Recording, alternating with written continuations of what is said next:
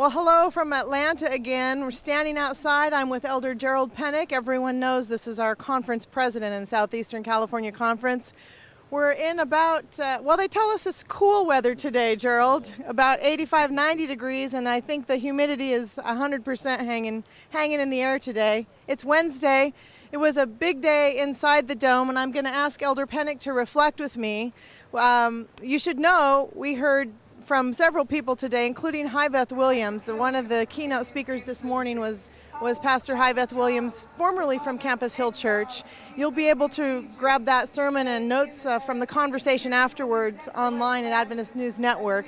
But that would be important to many people in Southeastern California Conference. Gerald, this is not your first general conference session. You've been to a few. Tell us about that. Well, Chris, I want you to know that I have been to a few. Because my father was a pastor, we went to a general conference each year they had it. In fact, back then it was every 4 years. And I remember being at two of them in San Francisco at the Cow Palace, and one also in San Francisco at the auditorium downtown. And I think it was at that time that we also had our first African American who would ask to be a part of the general conference staff at that point. I remember also when we had it in Dallas, Texas, and New Orleans, and Cleveland, Ohio, and we could just name them. So this has been interesting for me to look at not just the history of general conferences as a child coming up into the church and then being a pastor, but also looking at what has taken place at this one. Yes. Now, concerning this one, the 59th session, something very important came to the session floor today. Yesterday we were told they would be adding an agenda. That means it came to us from the steering committee. They were hoping to bring back, and they did successfully this morning, bring back the conversation on creation, a reaffirmation of a statement voted in 2004, as well as hoping to open the topic on fundamental belief number 6. We voted 2 separate motions this morning. We did reaffirm a statement from 2004 that happened after the faith and science meetings. And then we did vote to go ahead and begin the process of fundamental belief number 6. But would you explain a little bit to our constituents at home what that means, what we voted this morning, Gerald?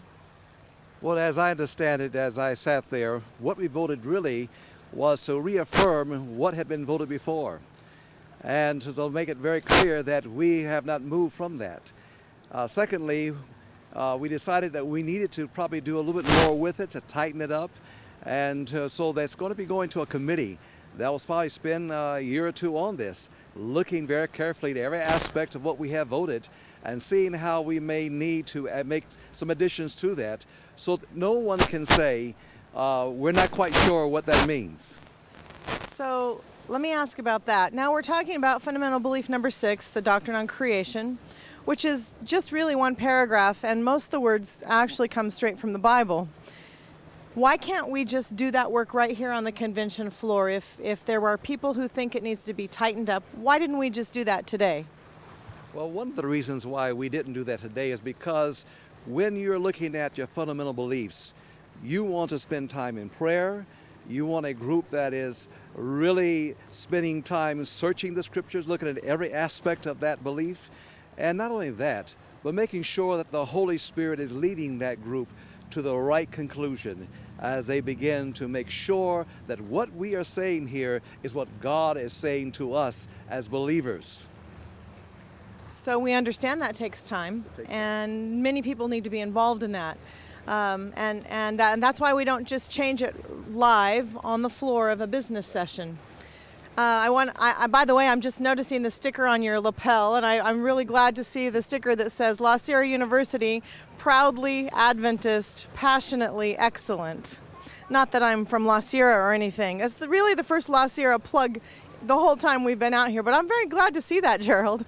Good. I want to ask you about the work that happens here when you see all of what's done.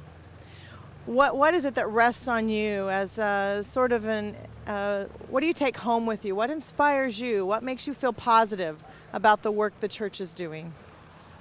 Well, you know, when I arrived last Tuesday, then met with the GC committee on Wednesday morning, we went through a number of changes that had to take place within our structure. And as I looked at that, I thought to myself, this church manual that we are looking at right now is very important to the church. We're not rushing through something, but we're looking at it very carefully so that when it comes to the group as a whole, they will have something that this GC committee has studied. As I have looked at what has taken place during this General Conference, I believe God's hand has been upon these meetings. I believe that the elections that have taken place have been from God Himself, because I can see how those new officers who are coming in and the individuals who have said yes to the Lord through this nominee committee are going to be very, very busy bringing this church to fruition as we look toward the soon return of Jesus Christ. I'm praising His name for what's happening here, because I really believe this could be our last General Conference. But if not, I believe we're going to be in good hands as the leadership moves us forward. Well, there's another viewpoint from Atlanta. It's Wednesday. We're halfway there. We'll see you again soon.